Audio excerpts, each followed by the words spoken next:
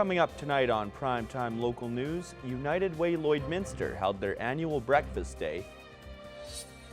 Plus, a powwow was held last Friday at St. Mary's Elementary School. And cooler temperatures are beginning to creep in.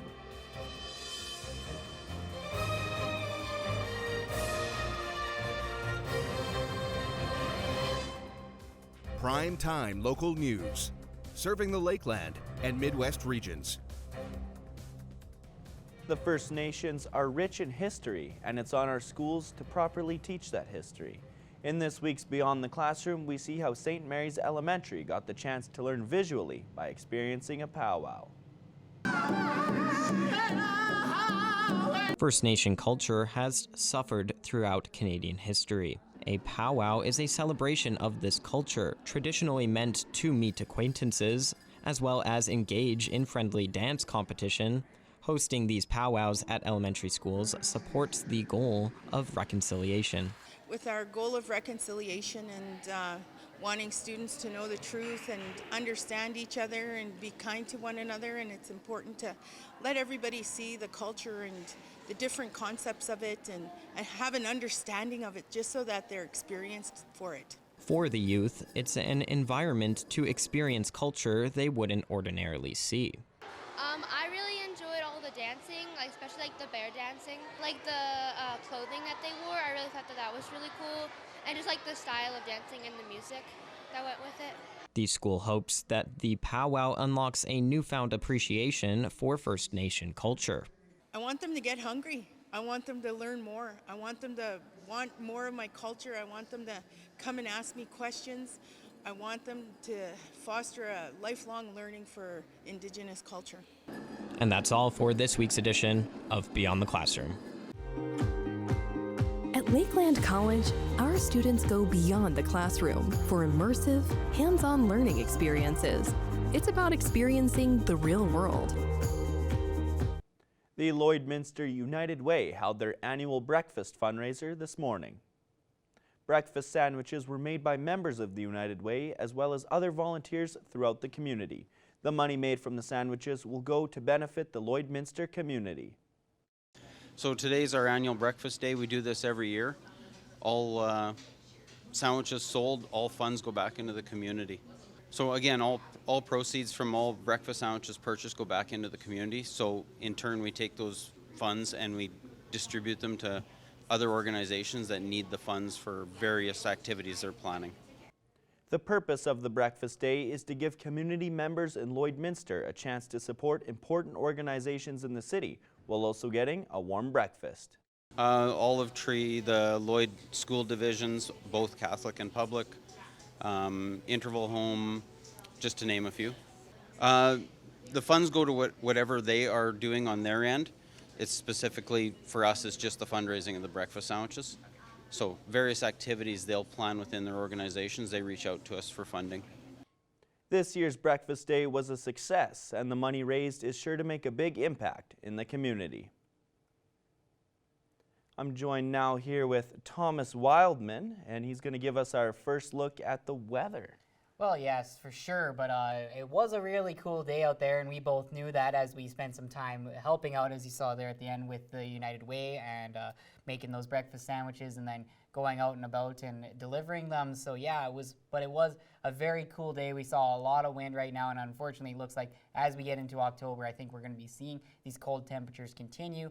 Hopefully we're not going to be seeing any snow anytime soon, knock on wood for that one, but yeah, these temperatures are probably closer to what we're going to be seeing for the next little bit. A low of -2 today.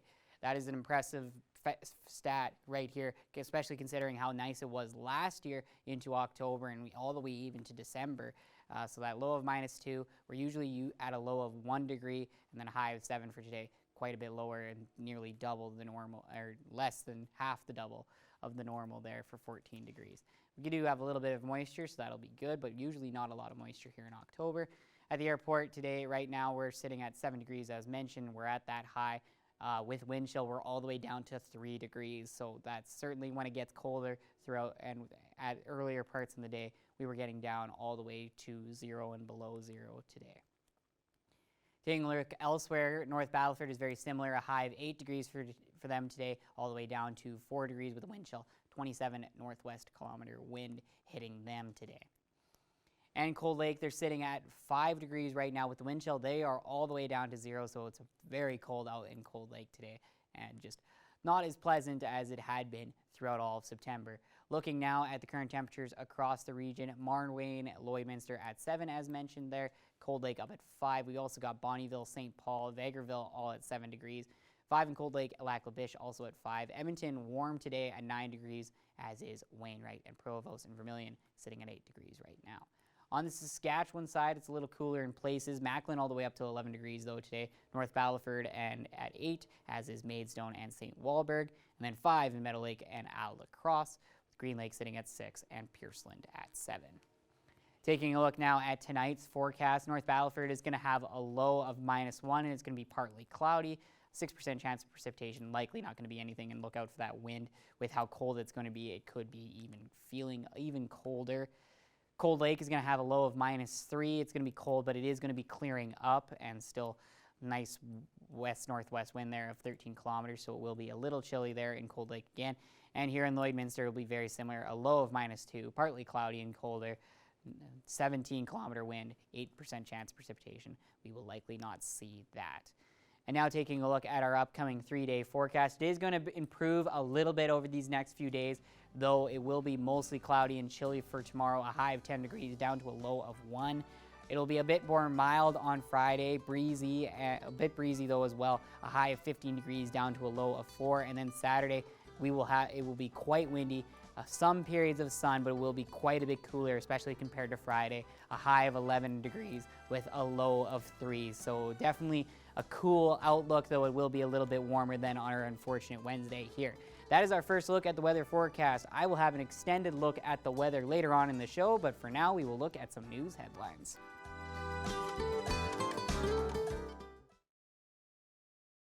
As we head further into fall and winter, temperatures are starting to drop.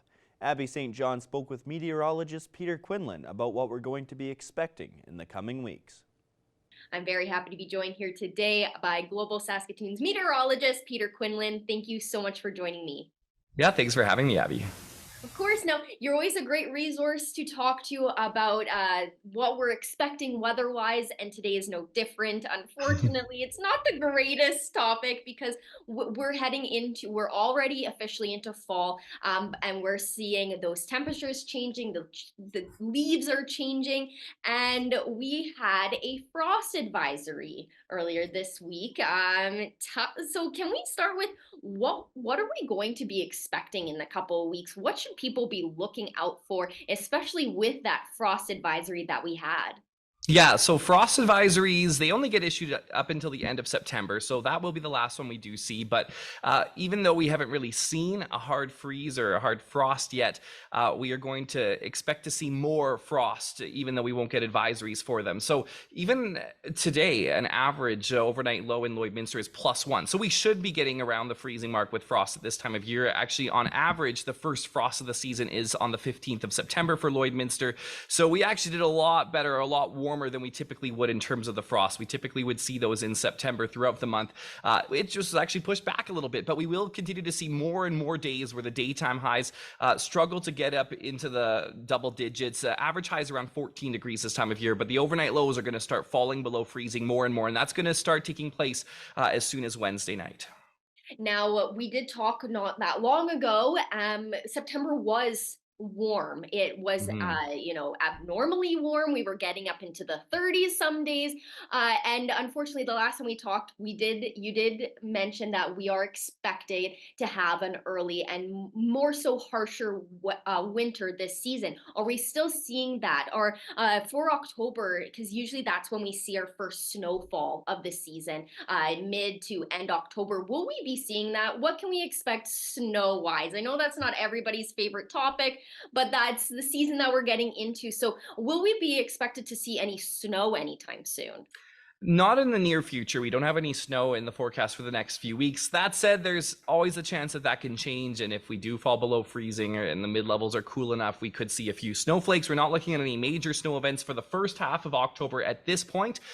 May show up later in October. It does look like we will start to accelerate into winter in November a little bit faster, but it looks like October could end up being around or a little bit above seasonal, but then it's November that we'll start to see a bit of a tipping point heading into what may be a colder than normal winter from maybe November through till the middle of spring. So that's kind of what we're looking at long term. That's definitely better news than I was expecting. I was definitely expecting October to really hit us, but Mhm. that's it's nice to know that we won't be seeing really any of that till November. Now. Temperatures are fluctuating, kind of going up and down for in cases of lows, as you mentioned, that we are hitting those 1 or 2 below zero freezing temperatures. What should people be looking out for? What should people kind of get prepared for? Because some nights it'll be below freezing, other nights it won't be. So in terms of what they should be doing, how should they be kind of going about their business in the evenings, especially? Yeah, so before you go to bed, especially Wednesday night and Thursday night, you should cover up or bring in any frost-sensitive plants and flowers that you want to keep out there. Cover them, vegetables, things like tomatoes, you'll want to cover them up. Make sure that they aren't getting that frost on them, because that can cause significant damage to the fruit and the vegetables that you have out in your garden. So there are a number of different ones that you can bring in and ones that you can leave out, but the ones that are more sensitive tend to have a lighter kind of skin, like a tomato, for example, or cherry. Those are kind of things you want to bring in or cover up. And so we're really talking Wednesday night, Thursday night is the days of concern for that. Then we'll see a bit of a break over the weekend. You can leave them out. And then it actually looks like next week we should be okay until the end of the week. But you want to definitely stay on top of the forecast to know exactly when to be covering and bringing in those plants and frost-sensitive flowers. Wonderful. And in terms of what we're going to be seeing in the next couple weeks, is there anything else that you would like to mention that people should be aware of?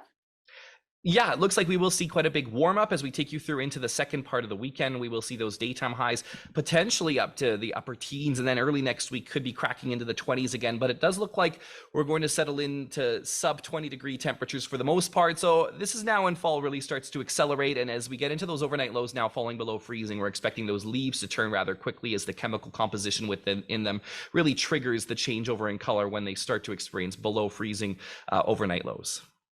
Wonderful. Well, you did give me some peace of mind with saying that winter won't be happening until probably November. So that's definitely the best news. But that's great that we'll still be able to see some warmer temperatures this month and we're not rocketing into winter. So that's lovely. And it's always great to talk to you. You always give the best information. So thank you again for joining me. And we'll talk soon, maybe when we get right into winter.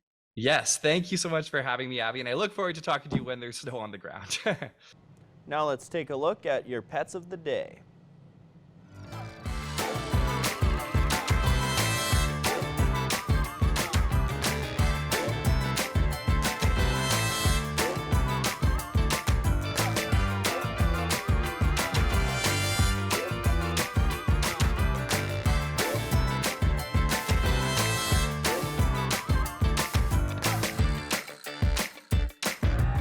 We want to see your pets. Send photos of your pet and their name to have them featured on Pet of the Day.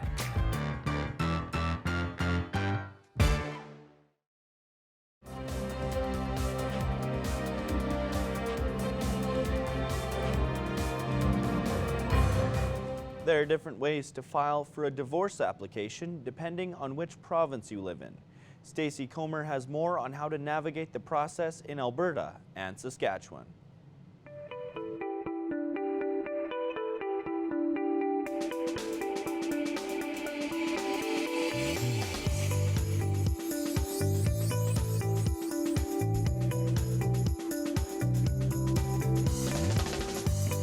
It is the time of the week when we are joined by Stephanie Dobson. Stephanie is a lawyer, mediator, and online educator with Hanka Divorce Law and Mediation, offices in Lloydminster and Edmonton. Stephanie, thank you so much for joining me today. Thanks again, Stacey, as always. We're going to be talking about filing for divorce today. And this is something that can be complicated for people because there is a lot that is involved. So specifically, we're going to be talking about Alberta and Saskatchewan procedures. So let's start out by just in generally, how do you file for divorce? So, filing for divorce involves an application to one of the superior courts in the province where you or your former partner has lived for at least 1 year. So this could be where where you lived or where the other party has lived, but it has to be for at least 1 year. So in Alberta, that court is called the King's Bench of Alberta, and in Saskatchewan, it's called the King's Bench of Saskatchewan, but they have different names in each of the provinces. So once you've figured out the right province, then you need to go drill down a little bit more to figure out the proper region where you need to file. So there's St. Paul is the region for Lloydminster, Wainwright, Cold Lake, and the surrounding areas. And for those of you on the Saskatchewan side, it's Battleford. So that would be for Lloydminster, Meadow Lake, Battleford, and Cutknife, and other sort of those surrounding areas. Okay, and we're going to go kind of step by step here. So let's start with the Alberta side of things, Stephanie. So once this has started, how does it work for those on the Alberta side? So there's a number of documents that need to be completed by either you or your lawyer to have the divorce application process. So that application will start with what's called a statement of claim for divorce, or if there's division of family property that needs to be resolved, then it's called a statement of claim for divorce and division of family property, quite a mouthful. If you have children that are under the age of 16, there's a free e-course that needs to be taken called the Parenting After Separation seminar, and that certificate needs to actually be filed with the court. And you'll also have to file your official government issued marriage certificate. So that's the one that if you got married in Alberta, that's one that you would have received from registries in Alberta, or if you got married in another province, sometimes they're available online, but you actually have to order that certificate. If you do have issues to resolve, you need to negotiate those either through out-of-court processes, like we've talked about a million times, collaborative law or mediation, or you have to actually go into court to have a judge decide those issues for you. But that's the thing that takes a lot of the time. Then once issues have been resolved, it just simply needs to be submitted to the court. So there's no physical appearance in court to complete the divorce. It just has to be paperwork that gets submitted.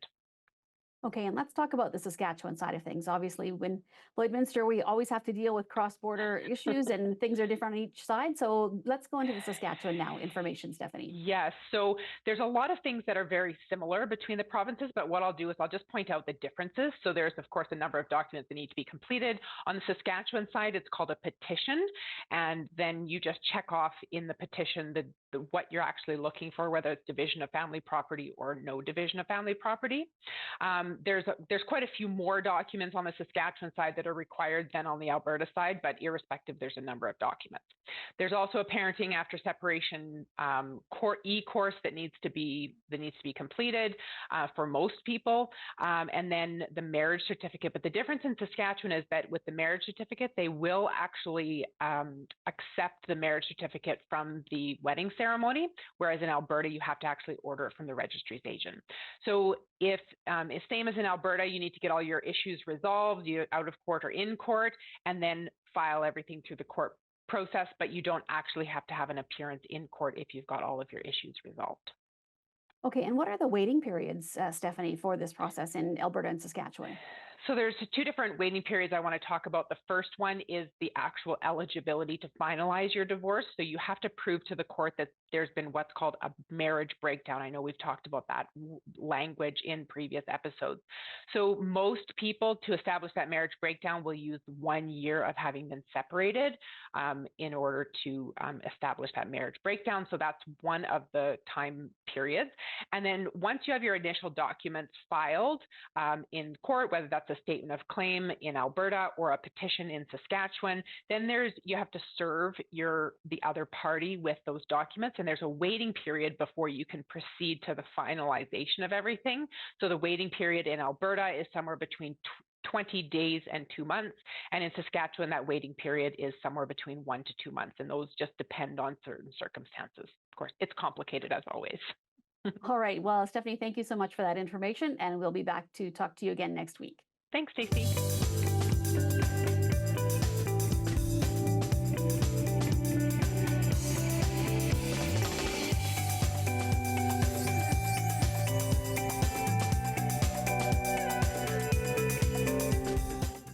Coming up after the break, Thomas Wildman will give us a wild look at your weather.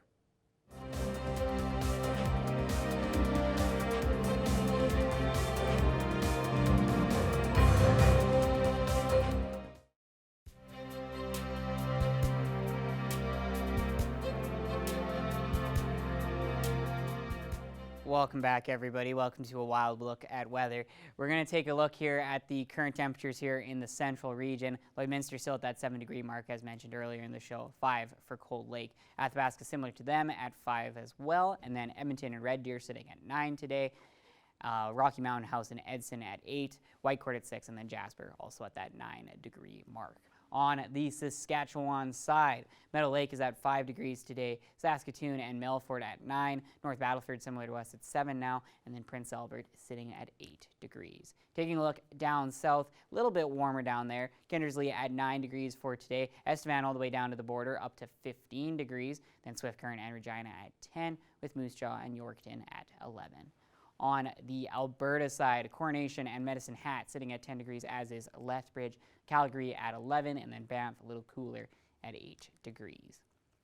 Taking a look at tomorrow's forecast here in the border city. At 6 a.m., we're going to be down to a similar temperature as we are going to be late tonight as well. -2, partly cloudy. It's then going to warm up to a nice 5 degrees at noon. It will be quite cloudy then. Then it'll get quite a bit warmer as we get closer into the afternoon and evening. 6 p.m. it will be up to 8 degrees, and then midnight will be down to 2 degrees and cloudy once again. Taking a look now at North Battleford for tomorrow, it's going to be chilly with some partial sunshine and then breezy in the afternoon, a high of 10 degrees for them. A bit of a nasty wind there at 19 kilometers going west-northwest for them. So chilly day for them tomorrow as well. Cold Lake is going to have a high of 8 degrees tomorrow. Mostly sunny, but will be quite chilly. 15-kilometer wind hitting them from the northwest as well tomorrow. Now taking a look at the travel forecast. It's going to be seeing some similar temperatures across the region for tomorrow. Meadow Lake sitting at 8 degrees. They are going to be mostly sunny, but quite chilly. Bonnyville is going to be similar as like that as well. Chilly with some clouds and sun, a high of 9 for them tomorrow. Provost, a high of 11 for them, partly sunny and breezy. Isle of Cross up to 5 degrees with low clouds, and it's going to be breaking and then chilly for them. And then Paradise Hill, a high of 8 degrees, breezy in the afternoon, and a mix of sun and cloud there for Paradise Hill as well. Taking a look at a little further away, Muirnam is going to be up to 10 degrees, mostly cloudy and chilly. That's similar to Unity. They'll be partly sunny, though, and chilly. And then Wainwright also at a 10 there with them. Cool with some sun for them tomorrow. Calgary is going to be a little bit warmer with some partial sunshine at a high of 12. And then Pearceland, 8 degrees, mostly sunny and chilly for them. Now looking at the 7-day forecast, a little of the extended here. Sunday, it's going to be warmer and still quite breezy in the morning, though. A high of 16 and a low of 2. Those low temperatures are going to still be around. And then looking into next week, on Monday, it's going to warm up to a nice 20 degrees, a low of 5, mostly sunny, and it's going to be a bit milder. Warming up on Tuesday to a high of 21 degrees and a low of 5 with a little bit of clouds there. And then on next Wednesday, 40% chance of precipitation, a morning shower that will be, and it will be clearing up throughout the rest of the day, cooling down to a high of 18. So it's going to be a little cool here from the rest of this week and into the weekend, but then next Sunday, or this Sunday, and then into next week, it's going to be a little bit nice and warmer, especially with Thanksgiving coming up here right away. Definitely, yeah, a lot of warm weather still to look forward to. That's always nice. I'm not sure if I'm quite ready for the fall season to fully kick again, in. Like I said, knock on wood, no snow, especially with that frost mentioned earlier in the question there with Peter Quinlan. Absolutely. Well, that's all the time we have today for Primetime Local News. Thanks for watching.